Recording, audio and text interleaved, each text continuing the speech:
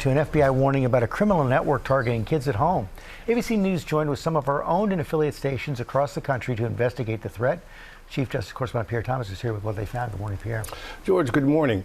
The FBI is warning that this new network has a potential national security implication, but also in case after case, directly reaching into American homes, targeting teens and their families. Its name, 764. Hello. I have placed 2 explosives inside of Rockville High School, okay? And if they fail to detonate, I'm just going to shoot every kid I see, okay?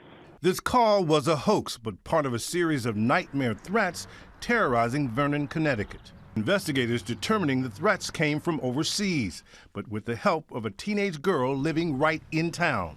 He was doing these threats with her knowledge and with some of her input. Both of them involved in a shadowy online global network called 764, which wants governments toppled and the world in chaos, but which also targets kids on social media and gaming platforms, befriending them before demanding violent and sexual content from them. They will encourage them sometimes to commit suicide. They will encourage them to do cutting. They will encourage them to harm their pets. They're using basically psychological warfare on children. That's right. They gain the trust, and then they continue to build that trust to the point where they have power and the ability to blackmail the child, basically. The girl thought the hoaxer was her boyfriend, and he convinced her to share pornography and create 764-related content, like this Barbie doll with the group's name written on its forehead. It was very difficult to process. I wanted to scream, "Not my child." ABC News agreed to alter the faces and voices of the parents of the teenage girl. Before it started, she was a child who was on the honor roll. She had a lot of friends, and then slowly that started to change.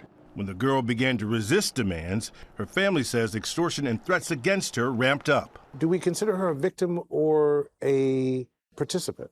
Depending on who you ask, the answer may be different. So you sometimes have victims who then become subjects themselves because they start to go out and perpetrate acts on behalf of the individual who victimized them. The FBI tells ABC News in an exclusive interview that it has more than 250 open investigations tied to the 764 network, reaching all 55 field offices across the nation. Nearly a dozen others have already been charged, including a young Arkansas man seen here being arrested on unrelated charges. Man, this guy's got some weird stuff in his car, bro.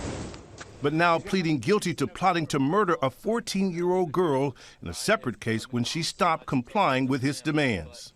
Back in Connecticut, the parents of that teenage girl hoping that what happened to her family can be a cautionary tale for others. If we can help just one family, then it's worth it.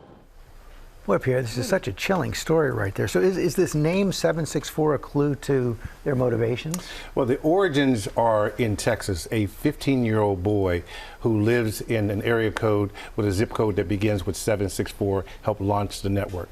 And George, this group is about pain. This group is about terror.